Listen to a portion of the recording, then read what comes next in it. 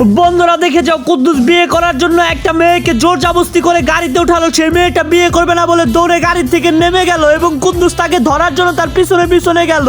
তারপরে মেয়েটাকে টেনে এনে গাড়িতে উঠানোর চেষ্টা করা হলো এবং মেয়েটাকে ধাক্কাতে লাগলো এবং গাড়িটাও ঠেলার চোটে নড়াচড়া করছিল। তারপরে মেয়েটা গাড়িতে উঠে লাফ দিয়ে নেমে দৌড় দিয়ে সে ঘরের ভিতরে চলে গেল যেন তাকে আর ধরতে না পারে। তারপরে সে গিয়ে সুপার পিছনে লুকালো যেন তাকে দেখা না যায় এবং কুদ্দুস তাকে টেনে নিয়ে আসলো বিয়ে করার জন্য। এবং কষ্ট মষ্ট করে কুদ্দুস মেয়েটাকে গাড়ির কাছে নিয়ে আসলো এবং গাড়ির কাছে আনার পরে মেয়েটা যা করেছিল দেখলে তো তুমিও অবাক হয়ে যাবে। কি করেছিল তুমি কি দেখতে চাও? দাঁড়া দাঁড়া দেখাবো।